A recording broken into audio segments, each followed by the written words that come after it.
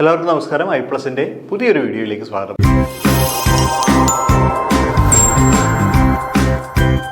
അപ്പോൾ ഇന്നത്തെ ക്ലാസ്സിൽ നമ്മൾ സംസാരിക്കുന്നത് ഫിംഗർ പ്രിന്റ് സെർച്ചറിൻ്റെ ബാക്കിയുള്ള ചോദ്യങ്ങളാണ്.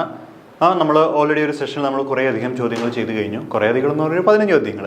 അപ്പോൾ ഇന്ന് നമ്മൾ 12ാമത്തെ ചോദ്യത്തിൽ നിന്ന് തുടങ്ങാൻ പോവാണ്. അപ്പോൾ 12ാമത്തെ ചോദ്യം, which among the following is not the unit of time? സമയത്തിൻ്റെ യൂണിറ്റ് അല്ലാത്തത് ഏതാണെന്നുള്ളതാണ്. പാഴ്സ് ഉണ്ട്, മില്ലി സെക്കൻഡ് ഉണ്ട്, ലൂണാർ മന്ത് ഉണ്ട്, സോളാർ ഡേ ഉണ്ട്, അല്ലേ? അപ്പോൾ ഇങ്ങനെ ഒരു ചോദ്യം വന്നു കഴിഞ്ഞാൽ നമ്മൾ ആദ്യം എലിമിനേറ്റ് ചെയ്യാൻ പറ്റുന്ന ആളുകളിലേക്ക് എലിമിനേറ്റ് ചെയ്യാൻ പറ്റണം. അപ്പോൾ മില്ലി സെക്കൻഡ് എന്ന് പറഞ്ഞാൽ നമ്മൾ സമയത്തിന് പറയുന്നതാണ്, അല്ലേ? മൈക്രോ സെക്കൻഡ്, മില്ലി സെക്കൻഡ്, അല്ലേ? ശരിയല്ലേ? അപ്പോൾ മില്ലി സെക്കൻഡ് നമുക്ക് ആദ്യം ഒഴിവാക്കി കളയാം. പിന്നെ എന്തുണ്ട്? സോളാർ ഡേ ഉണ്ട്, അതുപോലെ ലൂണാർ മന്ത് ഉണ്ട്.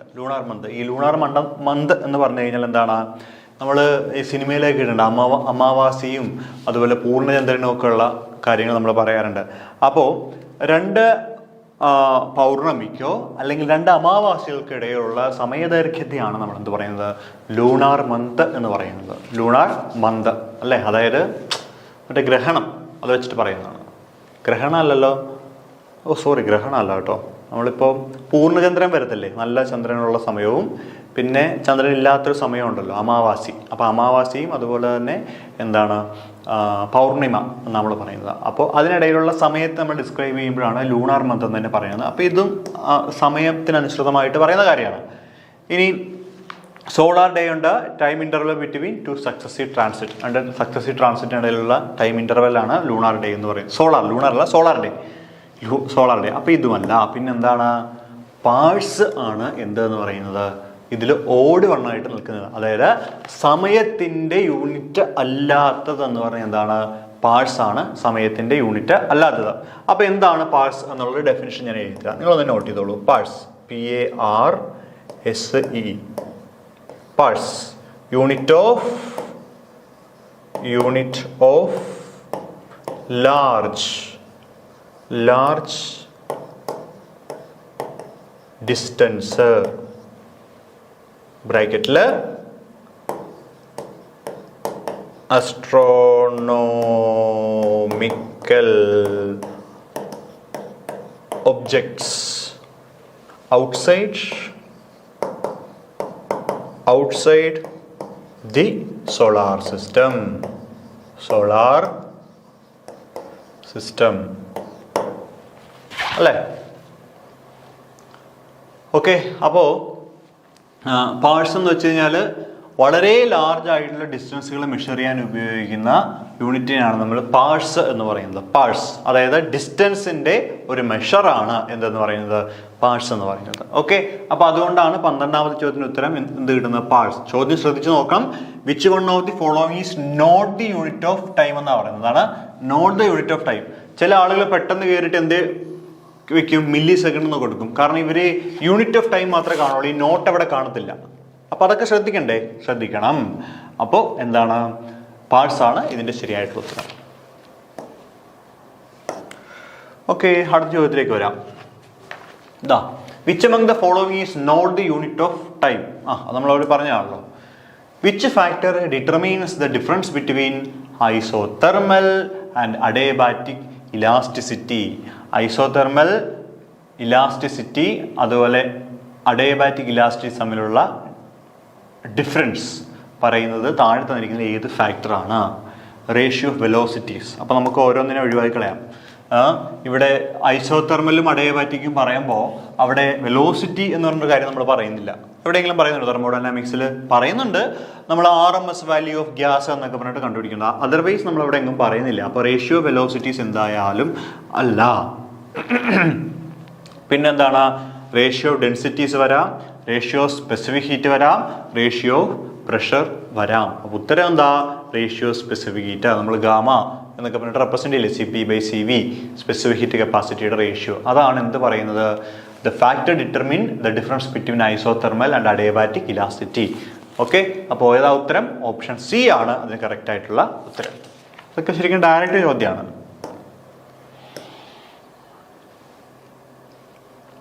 14ാമത്തെ ചോദ്യം നോക്കൂ. most probable position of a particle in a box of n equal to 1 state is at. അതായത് നമ്മൾ ക്വാണ്ടം മെക്കാനിക്സിൽ നിന്ന് വരുന്ന ഒരു പോർഷനാണ് പാർട്ടിക്കിൾ ഇൻ എ ബോക്സ് എന്ന് പറഞ്ഞിട്ട് നമ്മളൊരു കാര്യം ക്വാണ്ടം മെക്കാനിക്സിൽ പഠിക്കുന്നുണ്ട്. ഇതാണ് നമ്മുടെ ബോക്സ് എന്ന് വിചാരിക്കുക, അല്ലേ? ഇതാണ് നമ്മുടെ ബോക്സ് എന്ന് വിളിക്കുക. നമ്മൾ 0 to L ആണ് ആ ബോക്സിന്റെ വിഡ്ത്ത് എന്ന് വിചാരിക്കുക. അങ്ങനെയാണെങ്കിൽ ഇതിനൊരു വേവ് ഫംഗ്ഷൻ നമ്മൾ റെപ്രസെന്റ് ചെയ്യും. psi is equal to root 2/L into എന്താണ് sin n pi x divided by L എന്ന് നമ്മൾ എഴുതും. psi is equal to root 2/L into sin n pi x divided by L എന്ന് എഴുതും. So നമ്മൾ ഇതിൻ്റെ അകത്തൊരു വേവ് ഫംഗ്ഷൻ ഇങ്ങനെ റെപ്രസെന്റ് ചെയ്യാറുണ്ട്. ഇതാണ് നമ്മുടെ വേവ് ഫംഗ്ഷൻ എന്ന് പറയുന്നത്. ഈ വേവ് ഫംഗ്ഷന്റെ മാക്സിമം ആംപ്ലിറ്റ്യൂഡ് കിട്ടുന്ന എവിടെയാണോ അവിടെ ആയിരിക്കും എന്തുണ്ടാകുന്നത്, most probable position of particle in the box ഉണ്ടാവുക. ഓക്കെ, അതായത് L/2 ആണ് നമ്മുടെ ഉത്തരം. L/2. അപ്പോൾ ഈ എക്സ് എന്ന് പറയുന്നതാണ് എവിടെ തൊട്ട് എവിടെ വരെ, 0 മുതൽ L വരെ. അതിൽ most probable position of a particle in a box for n equal to 1 state is. അതായത് കൺസെപ്റ്റ് ഇത്രയേ ഉള്ളൂ. ഇതൊരു പാർട്ടിക്കിൾ വെല്ലാണ്, പൊട്ടൻഷ്യൽ വെല്ലാണ്. പൊട്ടൻഷ്യൽ വെൽ, ഈ പൊട്ടൻഷ്യൽ വെല്ലിൻ്റെ അതൊരു പാർട്ടിക്കിൾ ഉണ്ടാവും, ഒരു ചെറിയ പാർട്ടിക്കിൾ ഇതിനകത്ത് ഉണ്ടാവും, അല്ലേ? അപ്പോൾ ആ പാർട്ടിക്കിൾ ഈ പൊസിഷനിൽ എവിടെ വേണേലും നിൽക്കാം. ഇവിടെ നിൽക്കാം, ഇവിടെ നിൽക്കാം, ഇവിടെ നിൽക്കാം, ഇവിടെ നിൽക്കാം, ഇവിടെ നിൽക്കാം, ഇവിടെ നിൽക്കാം, ഇവിടെ നിൽക്കാം, ഇവിടെ നിൽക്കാം, ഇവിടെ നിൽക്കാം, ഇവിടെ നിൽക്കാം, എവിടെ വേണേലും നിൽക്കാനുള്ള പോസിബിലിറ്റി ഉണ്ട്. അപ്പോൾ ചോദ്യം എന്താ, most probable position of a particle in the box for n equal to 1 state. അതായത് ഇവിടെ ഒരു n കണ്ടോ നിങ്ങൾ, ഈ n-ന്റെ വാല്യൂ എത്ര വരാം, 1 വരാം, 2 വരാം, 3 വരാം, 4 വരാം, എത്ര വേണേലും വരാം. അപ്പോൾ n equal to 1 ആയിരിക്കുമ്പോൾ പാർട്ടിക്കിൾ ഏറ്റവും കൂടുതൽ കാണാൻ സാധ്യതയുള്ള സ്ഥലം ഏതാണ് ബോക്സിൻ്റെ അകത്ത് എന്നുള്ള ചോദ്യം. അപ്പോൾ മനസ്സിലാക്കുക, പാർട്ടിക്കിൾ ഏറ്റവും കൂടുതൽ കാണാൻ സാധ്യതയുള്ളത് ഇവിടെയാണ്, ഈ പോയിന്റ്. അതായത് കൃത്യമായിട്ട് പറഞ്ഞാൽ ആ ബോക്സിന്റെ മധ്യഭാഗത്തായിട്ടാണ് പാർട്ടിക്കിളുകൾ കാണാനായിട്ടുള്ള ഏറ്റവും കൂടുതൽ സാധ്യതയുള്ളത്, കേട്ടോ. അപ്പോൾ L/2 പാർട്ടിക്കിളിന്റെ സാന്നിധ്യം ഏറ്റവും കൂടുതൽ ഉണ്ടാവുക. സോ അതുകൊണ്ട് ഉത്തരം എവിടെയാണ്, ഉത്തരം ഇതാണ്. എന്താണ്, L/2. ഈ L-ന്റെ കൂടെയാണ് കേട്ടോ 3L/4 എന്ന് എഴുതണേ. അപ്പോൾ L/2 പാർട്ടിക്കിളിന്റെ മോസ്റ്റ് പ്രോബബിലിറ്റി എവിടെയാണ്, x equal to L/2 most probability നമുക്ക് കാണാൻ സാധിക്കുന്നത്, കേട്ടോ. സോ അതുകൊണ്ട് ഓപ്ഷൻ സി L/2, I അല്ല L. അടുത്ത ചോദ്യം, how much energy is required to knock out an electron from the innermost orbit. Hydrogen ആറ്റവുമായിട്ട് ബന്ധപ്പെട്ട് ചോദിച്ചിരിക്കുന്ന ഒരു ചോദ്യമാണിത്. അപ്പോൾ ഇവിടെ എന്തൊക്കെയാണ് നമ്മൾ മനസ്സിലാക്കേണ്ടത്, നമ്മളൊരു ഹൈഡ്രജൻ ആറ്റം എടുത്തു കഴിഞ്ഞാൽ അതിൻ്റെ ന്യൂക്ലിയസ് ഉണ്ട്, അല്ലേ? ആ ന്യൂക്ലിയസിന്റെ പുറത്തുനിന്നുണ്ട് ഒരുപാട് ഷെല്ലുകളുണ്ട്, അല്ലേ? അപ്പോൾ ഇന്നർമോസ്റ്റ് ഷെല്ലിലിരിക്കുന്ന ഒരു ഇലക്ട്രോണിനെ ഇവിടെ നിന്നും പുറത്തേക്ക് കളയാൻ വേണ്ടിയിട്ട്, നോക്ക് ചെയ്യാൻ വേണ്ടിയിട്ട്, പുറത്തേക്ക് കളയാൻ വേണ്ടിയിട്ട് എത്രത്തോളം എനർജി അതിന് കൊടുക്കണം എന്നുള്ളതാണ് ചോദ്യം. അപ്പോൾ ആദ്യം മനസ്സിലാക്കേണ്ടത് എന്താണ്, ഇന്നർമോസ്റ്റിലൂടെ കറങ്ങുന്ന ആ ഇലക്ട്രോൺ ഒരു സ്പെസിഫിക് എമൗണ്ട് ഓഫ് എനർജി ഉണ്ടാവും. ആ എനർജിക്ക് ഓപ്പോസിറ്റ് ആയിട്ട് എനർജി കൊടുത്താൽ മാത്രമേ അവൻ അവിടുന്ന് ബ്രേക്ക് ചെയ്ത് പുറത്തേക്ക് ഇടാൻ പറ്റുള്ളൂ നമുക്ക്, ശരിയല്ലേ? അപ്പോൾ ഓർക്കുക, ഈ ഇലക്ട്രോണിന്റെ എനർജി നമ്മൾ En is equal to -13.6 divide by n² electron volt എന്നാണ് നമ്മൾ എഴുതുന്നത്, ശരിയല്ലേ? അപ്പൊ ഇന്നർമോസ്റ്റ് ആവുമ്പോൾ നമ്മൾ അതിനെ E1 എന്ന് എഴുതും. E1 is equal to -13.6 divide by 1² electron volt എന്ന് എഴുതാം. That is equal to -13.6 electron volt. അതായത് ഇന്നർമോസ്റ്റിൽ ഇരിക്കുന്ന ഇലക്ട്രോണിന്റെ എനർജി എത്രയാണ്, -13.6 ആണ് അതിന്റെ ഇലക്ട്രോണിന്റെ എനർജി.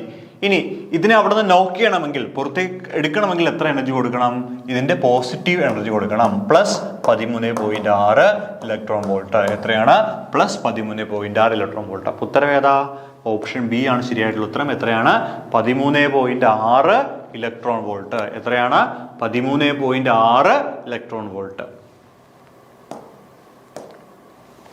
കണ്ടോ, option B.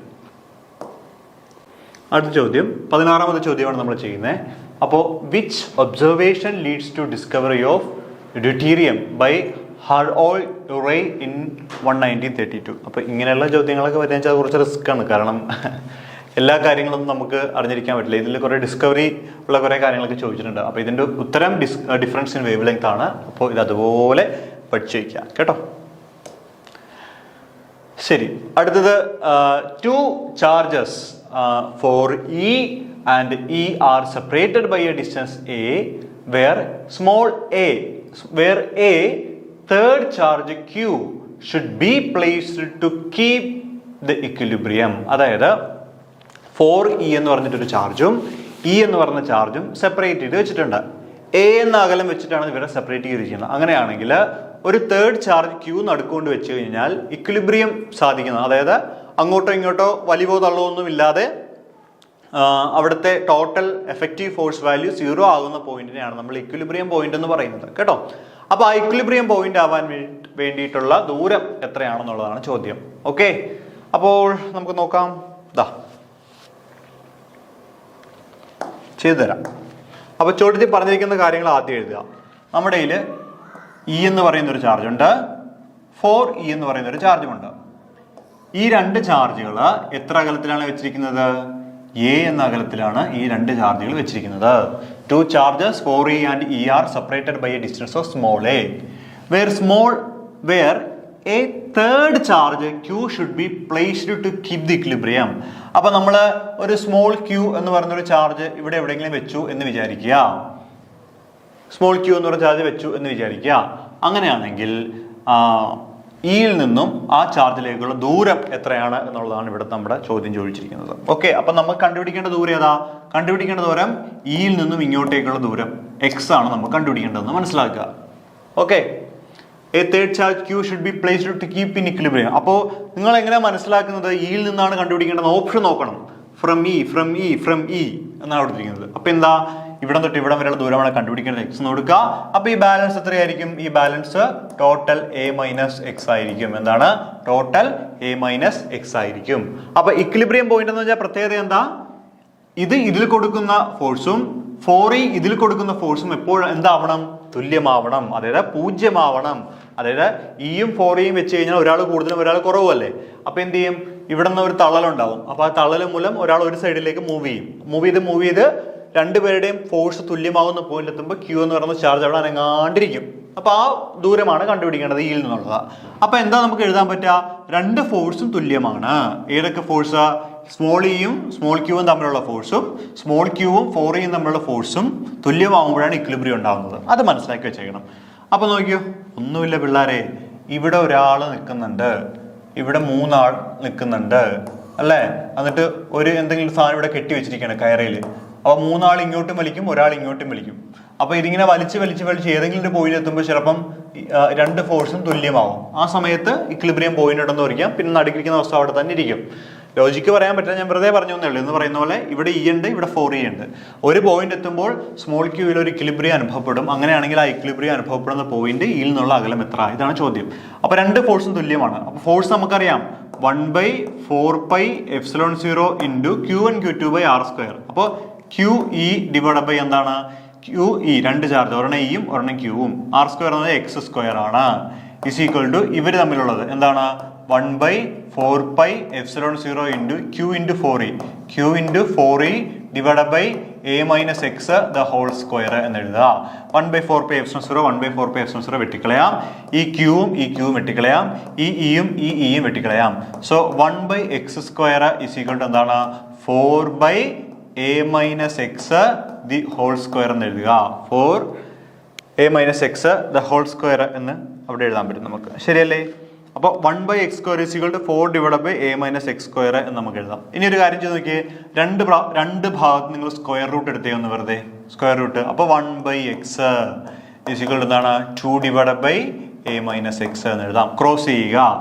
a minus x is equal to 2x എന്ന് എഴുതുക. അപ്പോൾ a is equal to എന്ത് എഴുതാം? a is equal to 3x എന്ന് എഴുതാം അല്ലേ. അങ്ങനെയാണെങ്കിൽ x is equal to എന്താണ്? a divided by 3. എന്താണ്? x is equal to a divided by 3. x is equal to a divided by 3. അപ്പോൾ ഏതാണ്? ഓപ്ഷൻ എ ആണ് right choice. a/3 from a. അതായത് ഇവിടെ നിന്നും 3a/3 അകലത്തിലെത്തുമ്പോൾ എന്ത് സംഭവിക്കും? 2 charges 4e and e are separated by a distance a, where a third charge QE should be placed to keep the equilibrium when it is placed a/3 from e എന്ന് എഴുതുക. കണ്ടോ? അപ്പോൾ ഇങ്ങനൊരു ചോദ്യം, അതായത് രണ്ട് ചാർജുകൾ ഇരിക്കുന്നു, നടുക്കൊരു ചാർജ് കൊണ്ടുവന്ന് വെക്കുന്നു. അങ്ങനെയാണെങ്കിൽ ഈ ഇക്വിലിബ്രിയം പോയിന്റ് എത്തുന്ന ദൂരം എത്രയാണെന്ന് അളക്കാൻ പറഞ്ഞു കഴിഞ്ഞാൽ ഈ രീതിയിൽ കണ്ടുപിടിച്ചാൽ മതി. രണ്ടിലെ ഫോഴ്സ് ഇക്വേറ്റ് ചെയ്തിട്ട് കോൺസ്റ്റന്റിന്റെ വാല്യൂവിനെ കണ്ടുപിടിക്കുക.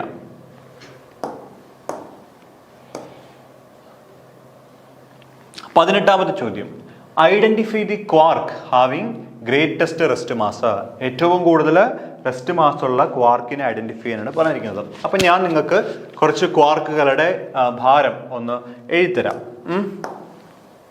ദാ up quark 2.2 mega electron volt per c². കിലോഗ്രാമിലൊന്നും അല്ല കേട്ടോ പറയുന്നത്. ഡൗൺ ക്വാർക്ക് ആണെങ്കിൽ, അപ്പോൾ ക്വാർക്ക് എന്താണെന്നൊക്കെ ഞാൻ പറഞ്ഞുതരാം.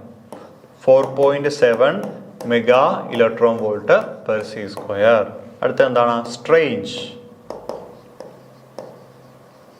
സ്ട്രേഞ്ച് ക്വാർക്ക് ആണെങ്കിൽ 95 mega electron volt per c².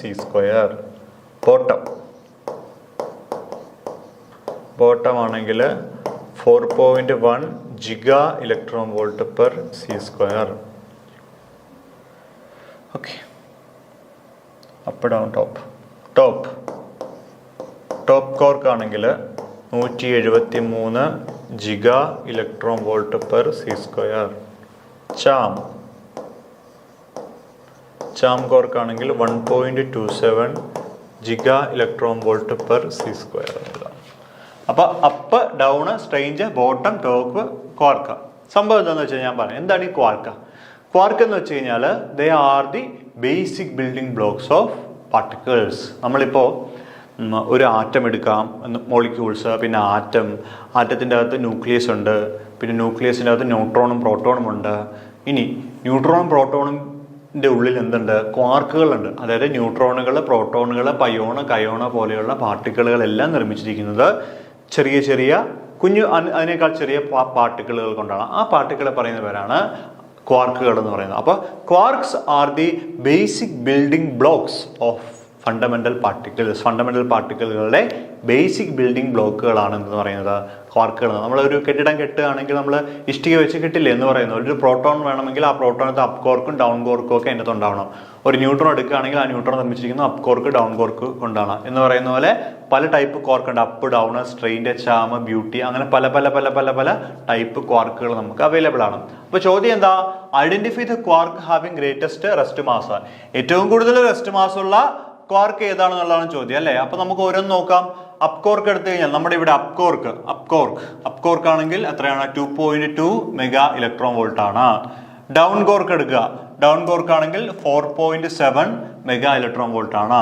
Strange cork ആണെങ്കിൽ 95 മെഗാ ഇലക്ട്രോൺ വോൾട്ട് ആണ്. അപ്പോൾ 95 മെഗാ ഇലക്ട്രോൺ വോൾട്ട് ആണ് ഈ മൂന്നിൽ കൂടുതൽ. ബോട്ടം എടുത്തു കഴിഞ്ഞാൽ 4.1 ജിഗാ ഇലക്ട്രോൺ വോൾട്ട് ആണ് അല്ലെ? മെഗായേക്കാൾ കൂടുതലാണ് ജിഗാ. അപ്പോൾ ആരാണ് വലുത്? ബോട്ടമാണ് വലുത്. അതായത് ക്വാർക്കുകൾ എടുത്തു കഴിഞ്ഞാൽ ആ ക്വാർക്കുകളിലെ ഈ 4 ഓപ്ഷൻ്റെ അകത്ത് ഗ്രേറ്റസ്റ്റ് റെസ്റ്റ് മാസ് ഉള്ള ആരാണ്? ബോട്ടമാണ്.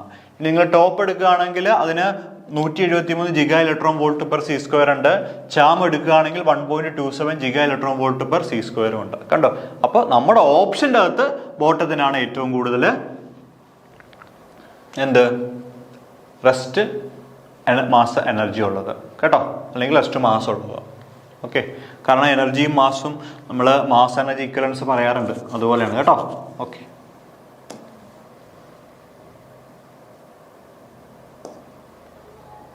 ബോട്ടം.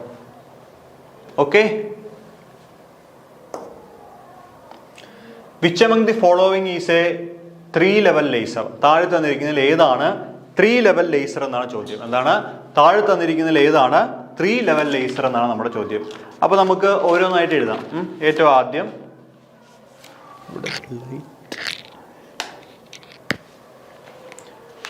നമുക്ക് ഓരോന്നായിട്ട് എഴുതാം.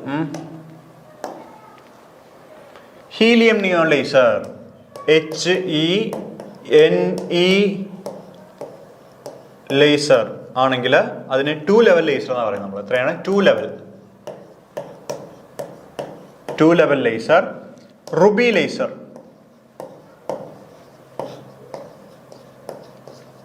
ആണെങ്കിൽ അത് 3-level ലേസർ ആണ്.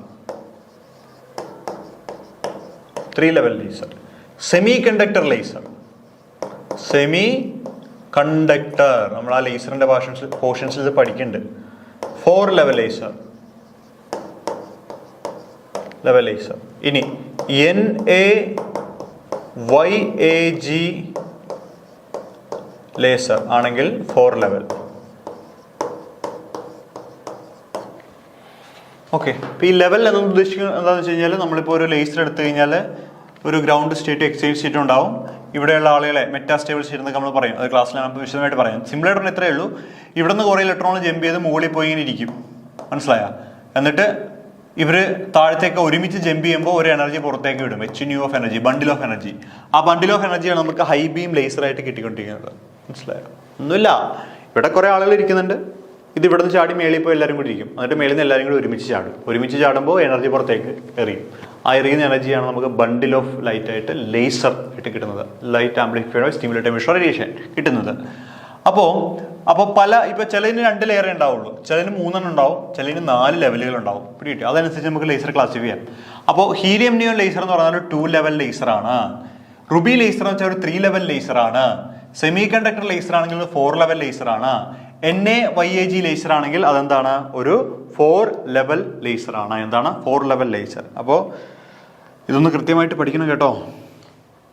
അപ്പോൾ ഇവിടെ ചോദ്യം എന്താ? Which among the following is a 3 level laser? താഴ്ത്തു നിൽക്കുന്നതിൽ 3 ലെവൽ ലേസർ ഏതാന്നുള്ള ചോദ്യം. അപ്പോൾ നോക്കിക്കോളൂ, 3 ലെവൽ ഏതാ? റൂബി ലേസർ ആണ്. എന്ത്? 3 ലെവൽ ലേസർ. അപ്പോൾ ഏതാണ്? Ruby laser is the 3 level laser. അപ്പോൾ റൂബി ലേസർ എന്താണ്? ഒരു 3 ലെവൽ. അപ്പോൾ ഇപ്പോഴേ പഠിച്ചോളൂ. നിങ്ങൾ എന്തൊക്കെ പഠിച്ചെന്ന് പറഞ്ഞാൽ ലേസർ നിങ്ങൾ സിലബസിലുണ്ടെങ്കിൽ അവിടെ നിന്ന് ഒരു ചോദ്യം ഇതായിരിക്കും ചോദിക്കേണ്ടാവുക. അതായത് ഇന്ന ലേസർ ഏത് ലെവൽ ലേസറാണ്. അല്ലാതെ തിയറി ഒന്നും വലിയ കാര്യമായിട്ടൊന്നും കയറി ചോദിക്കത്തില്ല. അല്ലെങ്കിൽ ലേസറിന്റെ ഫുൾ ഫോം എന്താണെന്നൊക്കെ ചോദിക്കാം. അങ്ങനെയുള്ള സിമ്പിൾ കാര്യങ്ങൾ. പക്ഷേ ഇത് നന്നായിട്ട് അറിയാവുന്ന ആൾക്ക് മാത്രമേ, ഇത് 4 ഓപ്ഷൻസ് അറിയാവുന്നവർക്ക് മാത്രമേ കൃത്യമായിട്ട് എഴുതാൻ പറ്റുള്ളൂ കേട്ടോ. അപ്പോൾ ഇനിയൊരു ചോദ്യം ചോദിച്ചാൽ അത് പോകരുത്. നിങ്ങളൊരു ബോക്സിലാക്കിയിട്ട് തന്നെ ഈ സാധനം എവിടെ എവിടെയെങ്കിലും മാർക്ക് ചെയ്യണം കേട്ടോ. ഒരു ബോക്സിൽ നിങ്ങൾ ഈ കാര്യങ്ങൾ മാർക്ക് ചെയ്യണം. Okay. 20. Identify the multivibrator which generate square wave of its own. Okay, എന്താണ് square wave of its own? അപ്പോൾ നമുക്ക് ഏറ്റവും ആദ്യം എന്താണ് മൾട്ടിപ്ലെയർ എന്ന് ഒന്ന് എഴുതാം. അപ്പോൾ അതിൻ്റെ ഡെഫിനിഷൻ എഴുതരാം.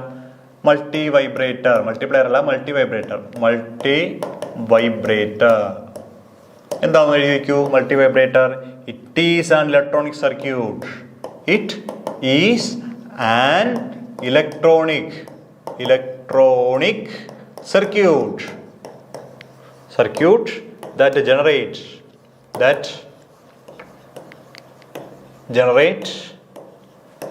non-sinusoidal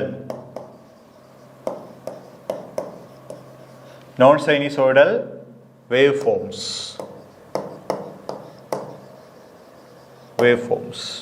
Okay, അത് ഡിഫറെന്റ് ടൈപ്പ് ഉണ്ട്. അസ്റ്റേബിൾ മൾട്ടി വൈബ്രേറ്റർ ആണെങ്കിൽ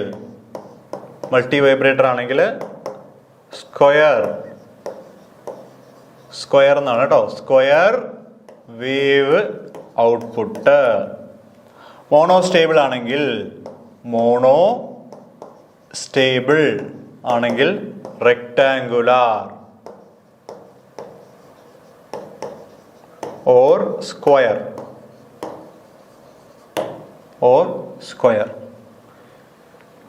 Okay.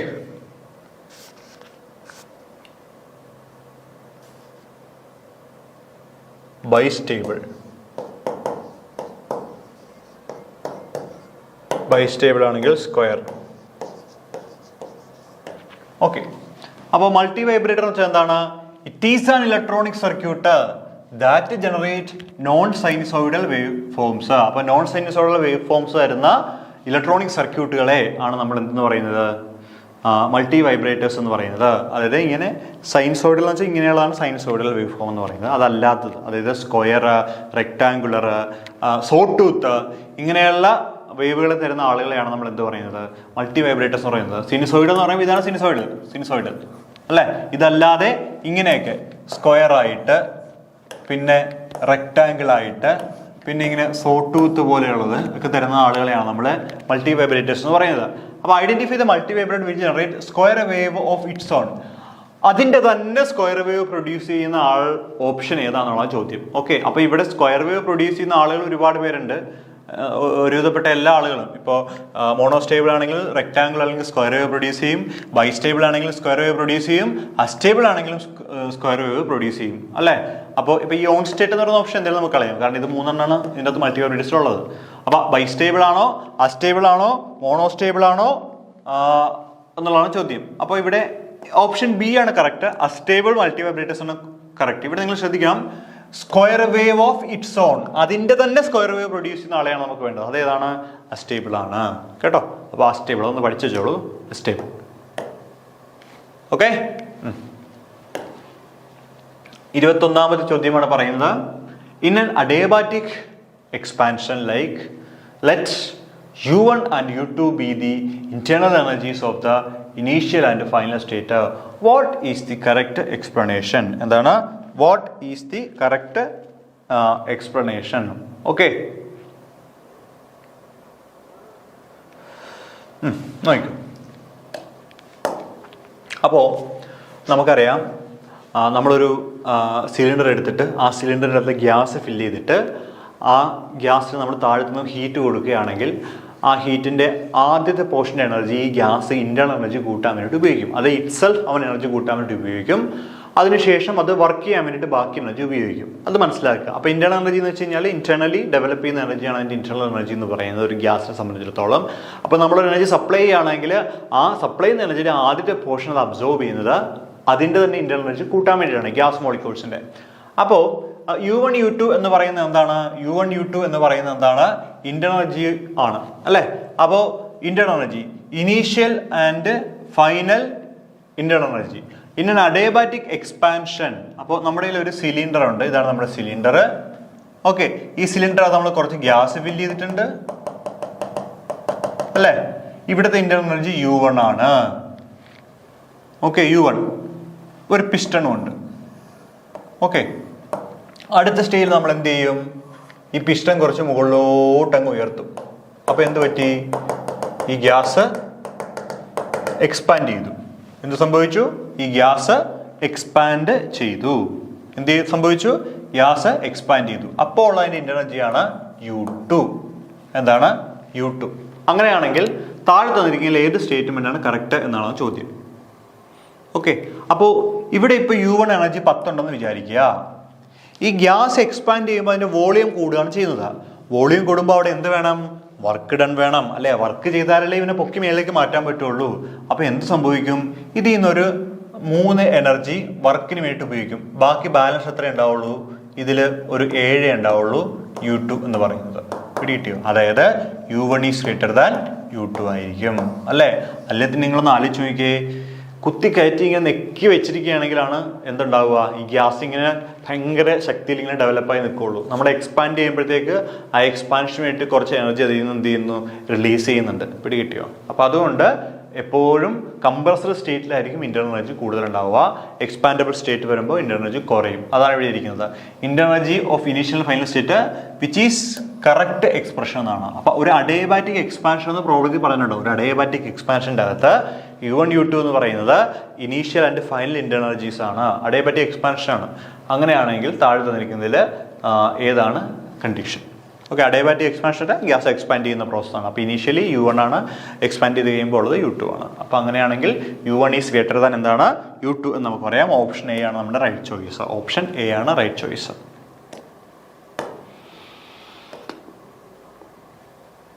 22ാമത്തെ ചോദ്യം, what is the change in entropy when 341.25 gram of ice at 0 degree Celsius is converted into water at the same temperature?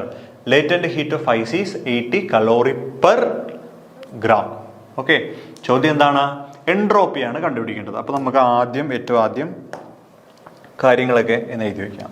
എന്താണ്? എൻട്രോപ്പിയാണ് കണ്ടുപിടിക്കേണ്ടത്. അപ്പോൾ നിങ്ങൾ ചോദിക്കും, സാറേ എൻട്രോപ്പി എന്താണെന്ന്. അപ്പോൾ എൻട്രോപ്പി എന്താണെന്ന് എഴുതി വയ്ക്കുക ഞാൻ. എൻട്രോപ്പി എന്ന് വെച്ച് കഴിഞ്ഞാൽ it is the measure of disturbance. Measure of disturbance. It is the measure of disturbance. അപ്പൊ എൻട്രോപ്പി എന്ന് പറഞ്ഞാൽ എന്താണ്? It is the measure of disturbance. സിമ്പിളായിട്ട് പറഞ്ഞു കഴിഞ്ഞിട്ടുണ്ടല്ലോ, ഒരു സിസ്റ്റത്തിന്റെ ഡിസോർഡറിനെ കുറിച്ച് സ്റ്റഡി ചെയ്യാൻ വേണ്ടിയിട്ടാണ് നമ്മൾ എൻട്രോപ്പി സാധാരണയായിട്ട് ഉപയോഗിക്കുന്നത്. ഇത് ശരിക്കും പറഞ്ഞാൽ പ്രഷർ, വോളിയം, ടെമ്പറേച്ചർ, അതായത് തെർമോഡൈനാമിക് വേരിയബിളുകളുണ്ട്. ഏതൊക്കെയാ? Pressure, volume, temperature. എൻട്രോപ്പി. കൂടെയുള്ള ആളാണ്. അപ്പോൾ ഒരു തെർമോഡൈനാമിക് പ്രോസസ്സിലെ തെർമോഡൈനാമിക് വേരിയബിൾ തന്നെയാണ് എൻട്രോപ്പി എന്ന് പറയുന്നത്. പക്ഷേ കറക്റ്റ് ഡെഫിനേഷൻ എന്താണ്? It is A measure of disorder of A system. ഒരു സിസ്റ്റത്തിൻ്റെ ഡിസോർഡർ മെഷർ ചെയ്യാൻ ഉപയോഗിക്കുന്നതാണ് എൻട്രോപ്പി എന്ന് പറയുന്നത്. നമ്മുടെ ഭൂമിയുടെ എൻട്രോപ്പി എപ്പോഴും എങ്ങനെയാണ്? ഇൻക്രീസിങ് ആണ് നമ്മൾ പറയാറുണ്ട്. The entropy of universe or earth is always in increasing state എന്നുള്ള പറയാം. എൻട്രോപ്പി എപ്പോഴും കൂടിക്കൂടി വേണം. കാരണം ഓരോ ഡിസോർഡർ വരുമ്പോഴും ഇത്തിരി എമൗണ്ട് ഓഫ് എൻട്രോപ്പി റിലീസാകുകയാണ്. പിടികിട്ടിയോ? ഇപ്പം ഞാൻ മുന്നോട്ട് നടക്കുകയാണ്, തിരിച്ച് നടക്കുമ്പോൾ അതേ പാതയിലൂടെ അല്ലല്ലോ നടന്നു വരുന്നത്. ദാറ്റ് ഈസ് ഞാൻ എന്തായി? ഡിസോർഡേഡ് ആയി എന്നാണ് അർത്ഥം. മനസ്സിലായോ? അപ്പോൾ ഡിസോർഡർ കൂടി വരും. അതുകൊണ്ടാണ് നമ്മൾ പറയുന്നത് പ്രപഞ്ചത്തിൻ്റെ എൻട്രോപ്പി എപ്പോഴും, അല്ലെങ്കിൽ ഭൂമിയുടെ എൻട്രോപ്പി എപ്പോഴും കൂടിയാണ് വരുന്നത് എന്ന് പറയുന്നത്. ഓക്കെ.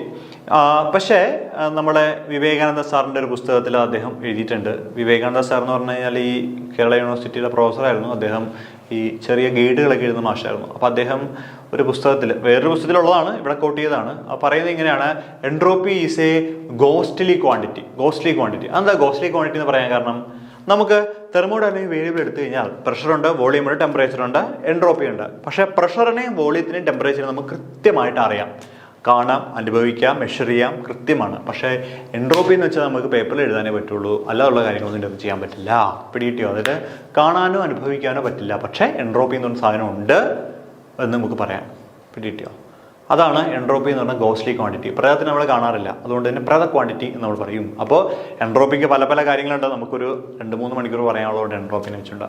എൻട്രോപ്പി എന്ന് പറഞ്ഞു കഴിഞ്ഞാൽ it is the measure of disorder of A system and entropy of earth is always increasing in order. And entropy is a ghostly quantity because nothing can represent.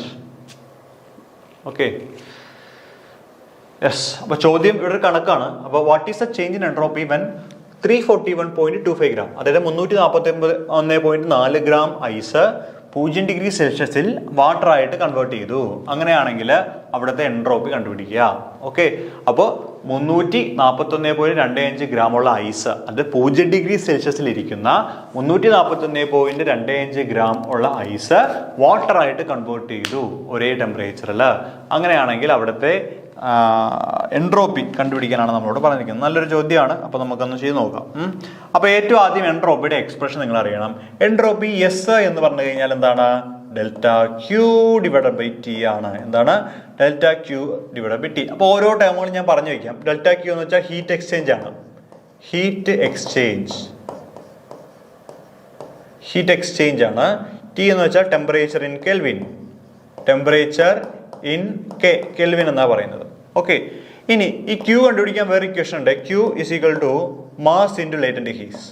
Mass into latent heat of fusion.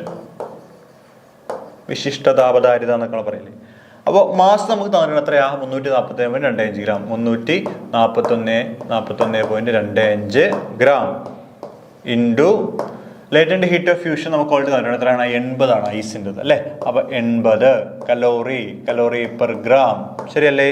That is equal to 27,300 calorie CL. Okay. കാരണം ഈ gram വെട്ടിപ്പോകും, ബാക്കി CL മാത്രമേ ഉള്ളൂ. ഇനി temperature T equal to കെല്ലിലേക്ക് മാറ്റണം. അപ്പോൾ 0 ഡിഗ്രി സെൽഷ്യസ് ആണ് അല്ലേ. പ്ലസ് 273 കൂട്ടിക്കഴിഞ്ഞാൽ നമുക്കത് 273 കെൽവിൻ എന്ന് എഴുതാം. ശരിയല്ലേ?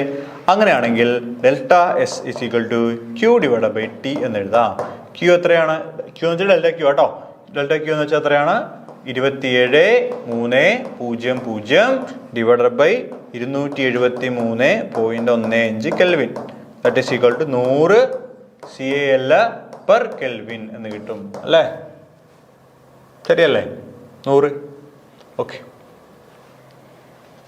യെസ്. അപ്പോൾ അത്രയാണോ? ഉത്തരം ഏതാ? ഉത്തരം ഉണ്ടല്ലോ. ഉത്തരം ഓപ്ഷൻ എ ആണ് ഇതിൻ്റെ ഉത്തരം. എത്രയാണ്? 100 CAL per calorie per gram എന്നുള്ളതാണ് നമ്മുടെ ഈ ചോദ്യത്തിൻ്റെ ഉത്തരം. 22ാമത്തെ ചോദ്യം ഓപ്ഷൻ എ ആണ് അതിൻ്റെ റൈറ്റ് ചോയ്സ്. ഓക്കെ.